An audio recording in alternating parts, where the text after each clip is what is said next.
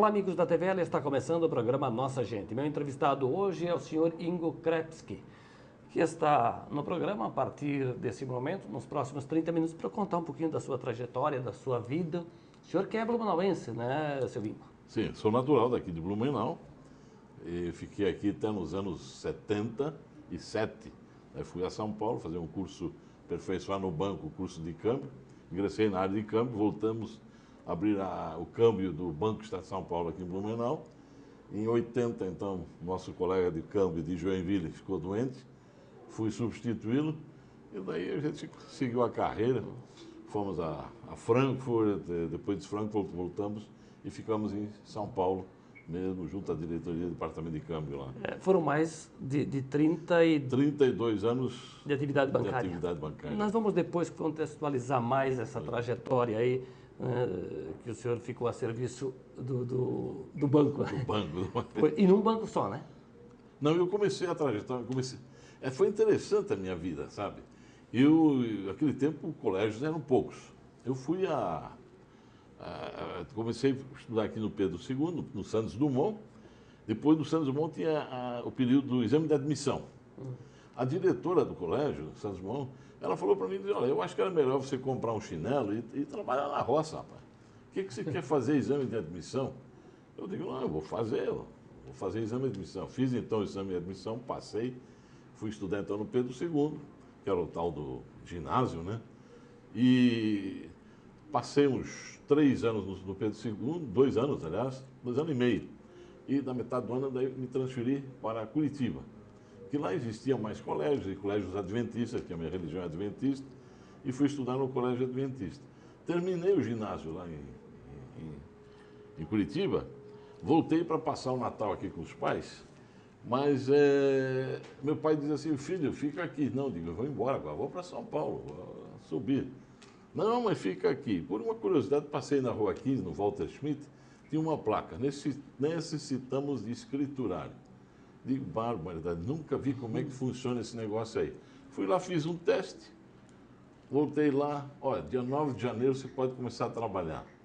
O senhor Neblum, que era o diretor, o senhor Rudi Neblum, é muito boa gente, ele disse, você pode começar dia 9 de janeiro, então. Digo, não, mas escuta o seguinte, se eu vou estudar à noite e começar a trabalhar às 7 horas da manhã, isso para mim é demais.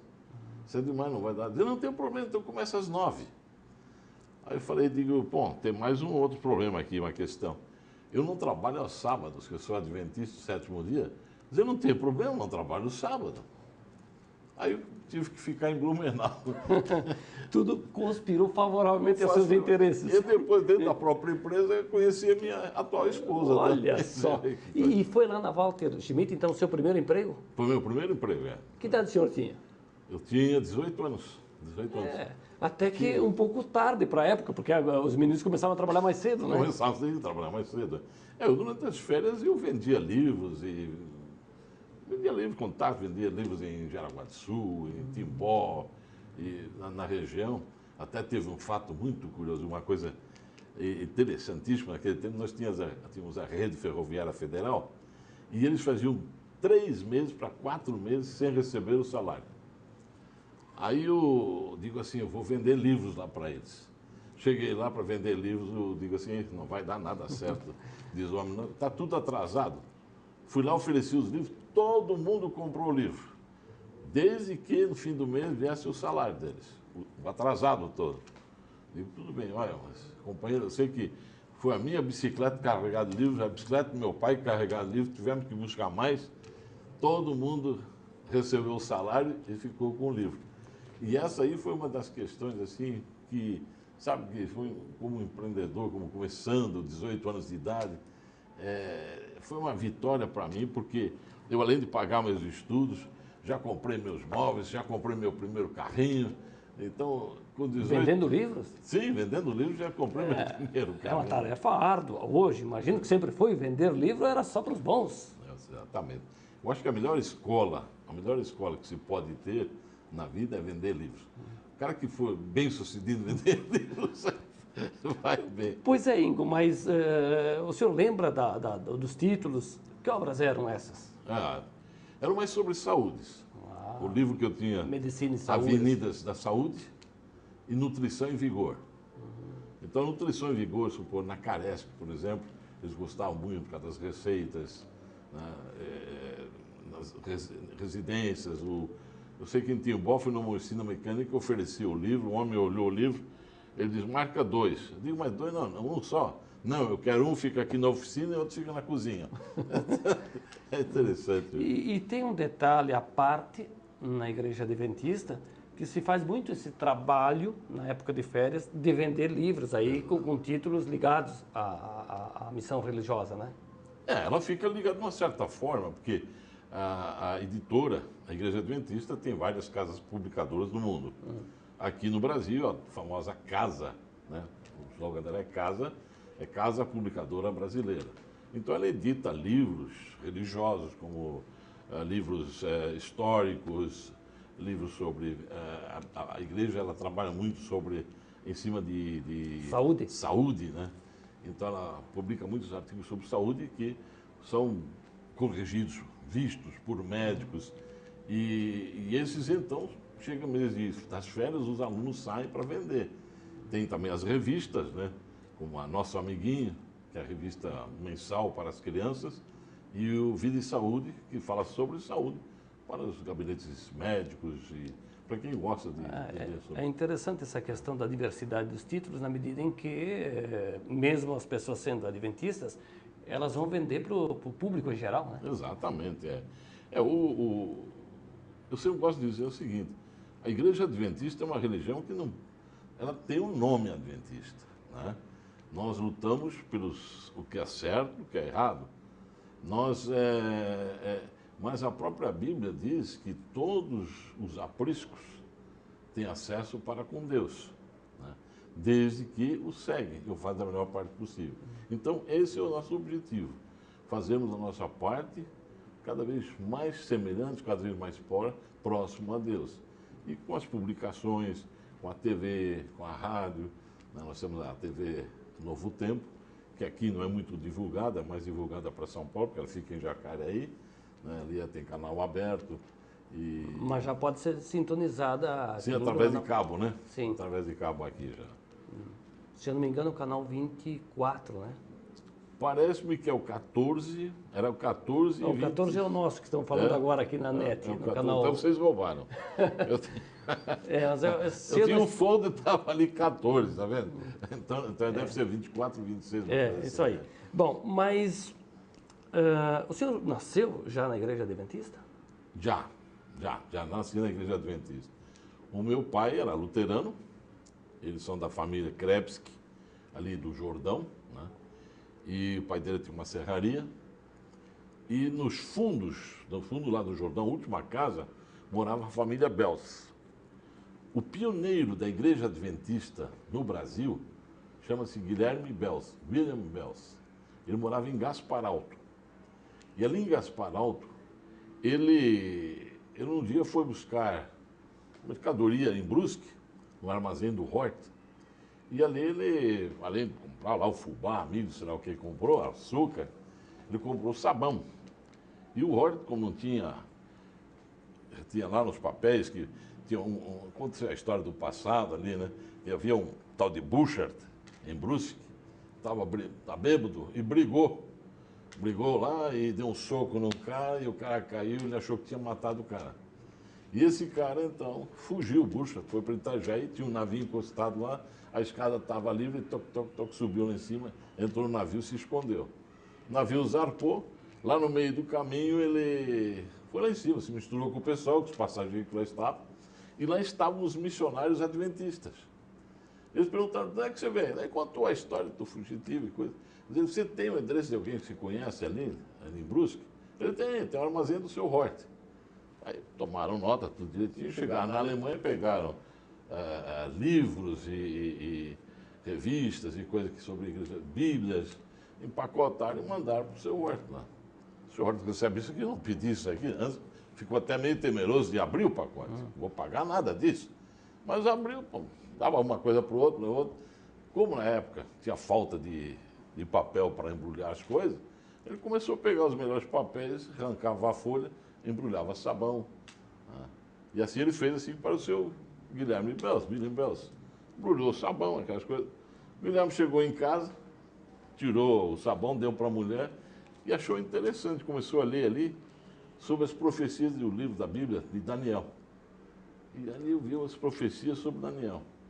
Aí ele correu na casa do irmão dele, e disse, rapaz, tu viu o que eu achei aqui, um negócio aqui interessante. Ele olhou lá, pô, o homem tem um livro de Daniel lá, um livro na estante dele. Ele pegou o livro, estudou, e daí chegou à conclusão que nós temos que guardar o sábado, conforme está na Bíblia. E assim começou a religião, então, adventista, lá em Gaspar Alto, isso há 130 anos, mais ou menos, atrás. E esse passou a ser meu bisavô. Aí o Guilherme Bels, fundador da Igreja Adventista aqui praticamente no Brasil, né, lá em Gaspar Alto, a primeira igreja, tem um cemitério. E filho caçula dele também levou o nome Guilherme Bels, que era meu avô daí, né, que morava lá foi morar lá no Jordão. Né? E a minha mãe, daí, como sendo filha de adventista, começou a paquerar o seu Krebs, o seu Francisco Krebs. Que era o seu pai. Que era meu pai. E a irmã dela começou a paquerar o irmão dele, que é o seu Arnoldo. O Ingo, então, o senhor tem esse conhecimento da história familiar e da igreja também. O que o senhor sabe sobre, por exemplo, o início da igreja adventista aqui em Blumenau?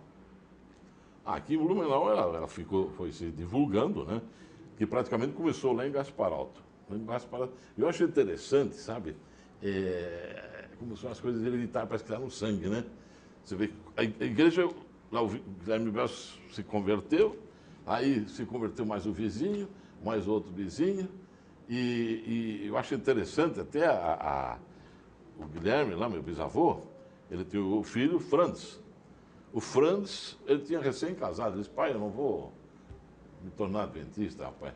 Tem tantos lugares, baile, tanta coisa, eu casei, agora eu vou aproveitar a vida. E a mulher do Franz ficou doente. Ela ficou doente, estava de cama, estava mal. E já os vizinhos se reuniram, essa noite não passa. Essa noite não passa. Daí ele disse, puxa, será que Deus está me castigando porque eu não quero seguir o que meu pai está pregando? Ele foi lá fora, fez uma oração. Ele disse, ó pai, agora eu vou entregar tudo na tua mão. E eu digo sempre, a oração resolve todos os nossos problemas. Aí ele foi lá, fez a oração, voltou, falou para ela, se não me engano, o nome dela era Gertrude. Ele diz, Gertrude, eu agora entreguei meu coração a Deus. Eu também vou seguir o passo do meu pai.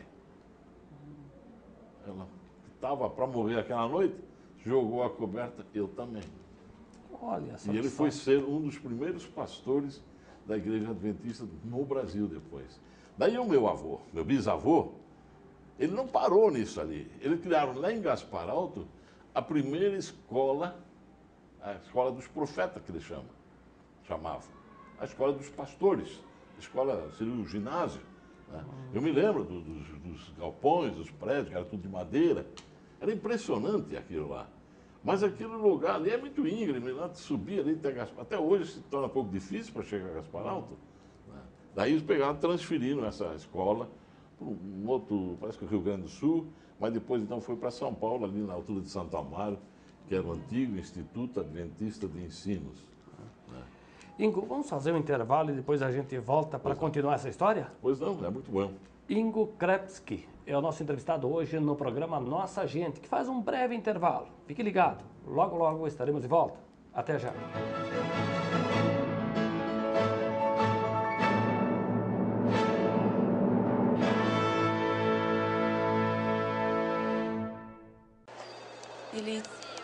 Ele tinha um sorriso irônico. O rosto era meio redondo. Dos olhos eu lembro bem. Ele tem um olhar forte. Nós vamos buscar esse elemento. É esse cara. Você tem certeza? Identificar os criminosos da internet não é simples. Acesse www.denuncie.org.br e saiba como se proteger.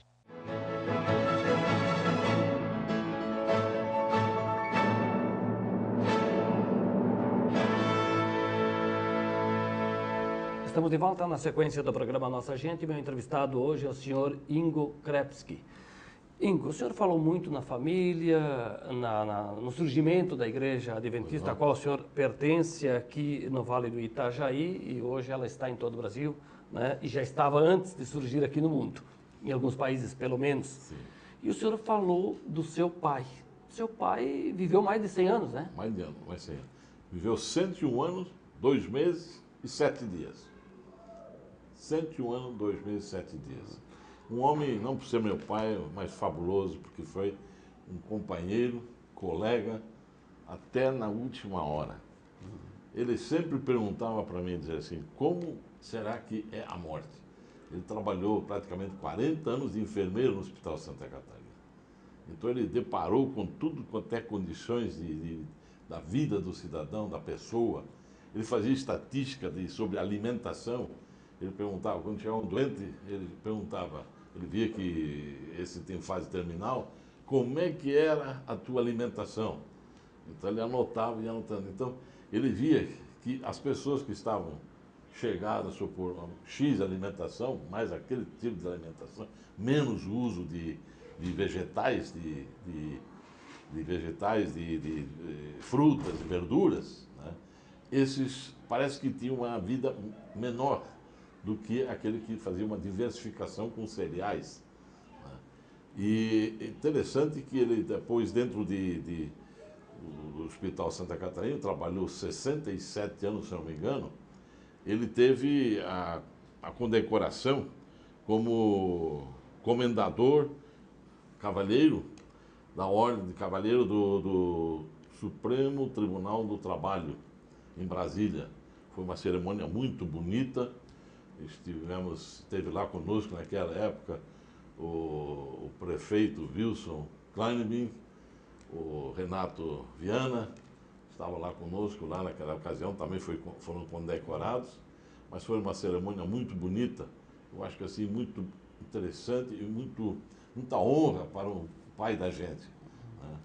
E depois aqui em Blumenau teve a continuidade, as condecorações junto com a prefeitura, onde receberam todas as homenagens de blumenauense, que ele era cidadão da cidade, nasceu aqui, se criou aqui. Eu me lembro que ele foi homenageado também na Câmara de Vereadores e na ocasião ele falava sobre alguns fatos históricos da cidade.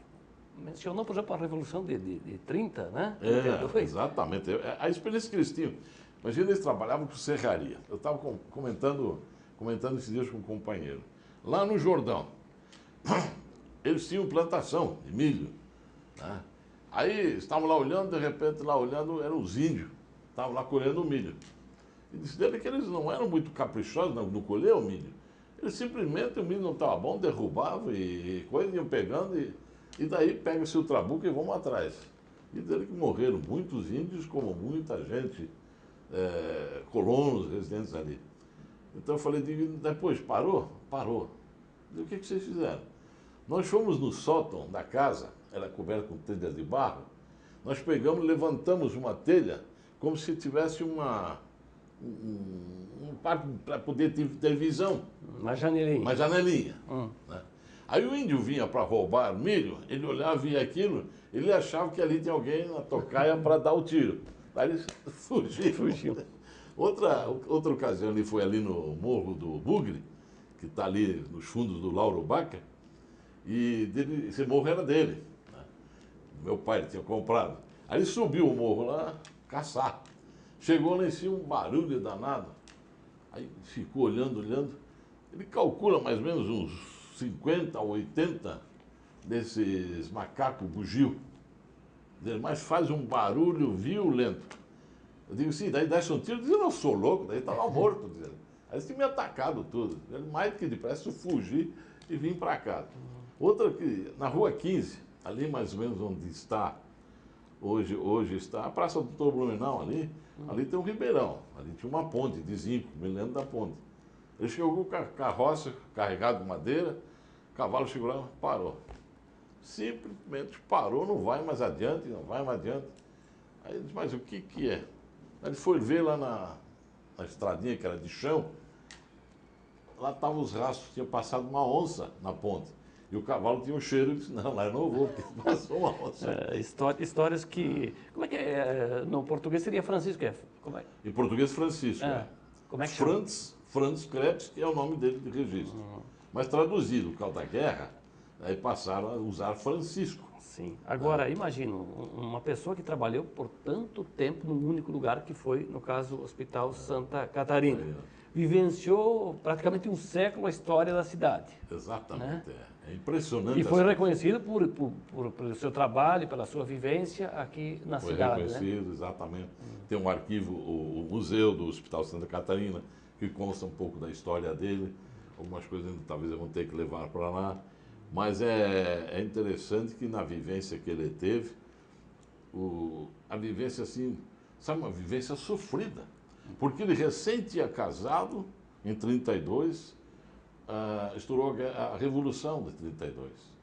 E ele tinha um problema que ele tinha cortado uma parte do dedo, e então era difícil puxar o gatilho da arma. Mas mesmo assim foi enganchado e teve que ir na Revolução. E lá foi ele para a Revolução de 30, lutar contra São Paulo. E depois, quando está lá em São Paulo, eu acho muito interessante. Então ele estava a favor das tropas de Getúlio.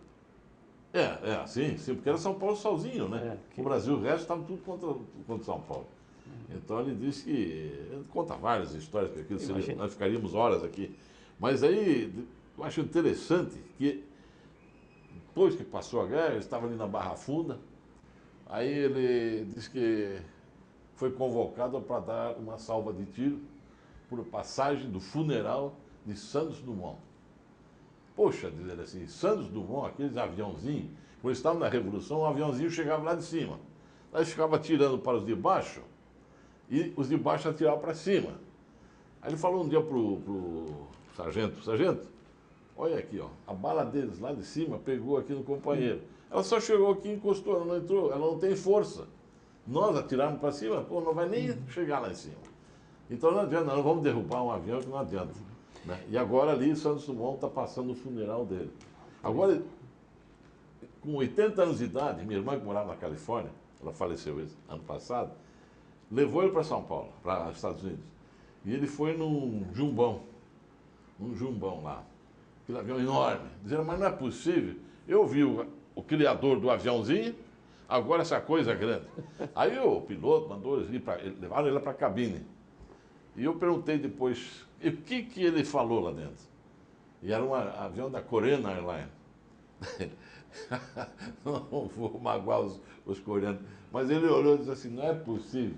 Um avião tão grande, sendo dirigido, pilotado por uns homens tão pequenininhos. Ingo, eu abri esse parênteses aqui para falar um pouco do seu saudoso pai. Pela saudosa história, memória. Pela história dele, essa relação, não é? Poxa, esteve no funeral de Santos Dumont, participou da Revolução com Getúlio e companhia, toda a história aqui vivida na cidade de Blumenau, então por isso que... Ele falecido há 4 pouco anos tempo, atrás, né? né? Pouco 4 tempo. anos atrás. Não, eu o conheci em vida, Você vê, né? tinha uma lucidez ainda, com praticamente 100 anos, né? Ele adormeceu. Ele estava conversando com os amigos ali, aí ele falou para o meu cunhado, vou virar um pouquinho para o lado, fica a posição melhor. Poxa. Meu cunhado continuou falando com ele, disse, pô, mas espera aí, adormeceu. Ingo, como o seu pai, a sua família, o senhor teve participação decisiva e importante aqui na cidade. Por exemplo, na criação da escola adventista, que hoje está atuante aqui em Blumenau, né? Exato. É um prazer, um privilégio muito grande nessa parte aí. Eu sempre gostei de frisar, no período que fui gerente de banco, em palestras que eu tenho feito, uma das coisas principais na nossa vida é entregarmos a nossa vida a Deus. Porque Ele nos dirige, Ele nos guarda, nos protege, Ele é que nos dá sabedoria, Ele é que nos dá saúde. Se nós cuidarmos das coisas, nós teremos saúde. Agora, o que é importante para aumentarmos a nossa sabedoria é ser curioso. Eu sempre fui um cara curioso. Como eu contei no passado, que eu vendia livros, mas quando eu entrava num banco, eu pedia para o gerente entrar lá dentro, para ver como é que faz as coisas, ficava olhando, lembro do Banco Inco, Banco Nacional do Comércio, né? Então a gente ia lá ver como é que são as coisas. E isso aí, sabe, que ajudou muito na minha vida. Então, como nós começamos ainda há pouco falando, a Júlia Lopes de Almeida tinha lá aquelas crianças que não eram adventistas, 61 crianças, talvez umas 20 adventistas. Daí, no ano seguinte, eu digo, sabe o quê? Nós precisamos ter um colégio adventista aqui em Blumenau. Falei para o pastor, não temos ainda condições. Em 72, nós temos na igreja o culto aos sábados, das 9 às 10 e das 10 às 11, 11 e meia. Dos 9 às 10 é um culto sobre estudos bíblicos, né? É a escola sabatina que nós chamamos. E eu era o presidente, me botaram como diretor para organizar a programação. E eu gostava. E tem depois os departamentos das crianças, que elas têm também as liçõezinhas delas de criança. No intervalo, as crianças, convidavam as crianças, para cada departamento, um sábado um, outro sábado outro, vir se apresentar. Daí se apresentavam, saíam, e daí eu dizia, tá vendo? Eles não têm escola adventista. Eu acho que nós precisamos criar uma escola adventista. Bom, começamos a trabalhar em cima, incentivar. Final de ano, daí depois o pastor concordou. Fizemos no porão da igreja uma sala. Tivemos que cavar o barro e tal, porque a igreja era sob pilotis. Cavamos barro, fizemos a sala. E o pastor concordou, o pastor... Que ano era isso? Isso, em 1972. Daqui a pouco a escola completa, meio século. Exatamente. Mas o senhor estava falando o nome do pastor que lhe ajudou pastor Ebinger, porque ele primeiro era contrário. Depois ele concordou, dizer assim, se nós não tivermos escola, em 73 eu não vou matricular meu filho, o Kizil, em outra escola, vai ter que ter uma escola aqui. Dizer assim, nós vamos fazer escola e eu vou fazer o quadro negro. Eu fiquei assim até, a sala agora estava pronta, chega lá o quadro, é um quadro verde, aquele verde musgo. Primeira vez na vida que eu vi um quadro verde, né? E aquilo me entusiasmou. Então, em 73 começou a escola. Então, assim, a gente vê as coisas, às vezes, quando tem pouca prática nas coisas. Quando, lá na escola de férias, tinha 60 e poucas crianças. Quando agora estava a escola pronta, para começar a escola, sabe quantos alunos tínhamos? 7. Quer dizer que, puxa, era quase que inviável. Se nós fôssemos hoje, nós íamos calcular, né? Era uma coisa inviável. Mas começamos na luta, botamos 7. Veio uma professora que era professora na escola de Gaspar Alto. Ela veio para cá, deu aula aqui. E depois veio o segundo ano. Depois veio o terceiro ano. Terceiro ano, daí já veio o pastor, mudou. Aí a esposa do pastor, ela se entrou como diretora. E a sede aqui na Alvin Schreiter, ela existe há quanto tempo? Ela está lá de 76, mais ou menos, foi. 77, 76, então aqui, essa sede aqui. Então ela veio quase... Veio quase depois... seguido, porque precisava, porque começou a crescer, né? Até eu fui professor. Olha só que coisa. Então, para a gente estava contando ali. Porque agora as despesas eram grandes. E a escola estava crescendo. E agora chegou a oitava série, chegou a nona série. E nona série precisa de matemática, química, física, biologia, aquelas coisas todas, né? Aí o que eu fiz? Eu me contratei alunos que são adventistas ou não adventistas, que estavam fazendo faculdade e gostavam de fazer um bico, ganhar um dinheirinho. E assim fizemos a escola crescer. E graças a Deus chegamos aí, né? Ingo, por falar em professor, eu estou recebendo agora aqui a informação da professora Mara Lúcia, e ela confirma aquilo que eu havia dito no bloco anterior. Quem quiser acompanhar o canal Novo Tempo, da Igreja Adventista, é o canal 24, ou se quiser também o 184 no canal da NET. Opa, obrigado. Então, bom... Eu vou tomar nota disso aí, porque é 24... 24 e 184. Na NET, mas tem a Sky também, que retransmite, e outras operadoras aí também, no canal Novo Tempo, que aliás tem uma bela programação, não só religiosa, mas de outros assuntos também relacionados ao cotidiano. Eu tenho antena parabólica e eu pego pela parabólica. Que legal. Ingo, eu te agradeço por ter aceito o nosso convite, participar aqui do programa Nossa Gente, falar um pouquinho da tua vida, um pouco da vida da família também, da Igreja Adventista, né? Tivemos um pouco de tudo, né? Assim, eu acho que o telespectador compreendeu um pouquinho mais sobre a história, a missão da Igreja também, né? A missão da Igreja, e também a missão de cada pessoa, sabe? Eu acho que toda pessoa tem que zelar para o engrandecimento não só do seu lar, né? do lar, depois do lar a sociedade, a cidade, né? E para que não seja um parasita da nação, né? Como diz a minha mãe, que não dê peso à terra. Exatamente, exatamente. Então eu posso só agradecer aos que colaboraram comigo na criação da escola, daqueles que vieram lá de noite, tirar o barro, o macadame, concreto, calçado, colocar os tacos. Agradecer ao prefeito, ex-prefeito Félix Tais, que me deu uma mão muito grande, me incentivou. A Quarta UCRE, eu nunca posso me esquecer, a Quarta UCRE, uma entidade, né, que me deu as bandeiras, me deu os mapas, e aquilo tudo eu pude, no fim de ano de 72, nas crianças levarem mão e mostrar dentro da igreja. Olha aqui está a nossa escola, viu? Ingo, muito obrigado, hein? Prazer, são as ordens, viu? Ingo Krepski foi o nosso entrevistado hoje no programa Nossa Gente, que vai chegando ao seu final. Te convido para seguir acompanhando a programação da TVL. A todos um grande abraço e até a próxima.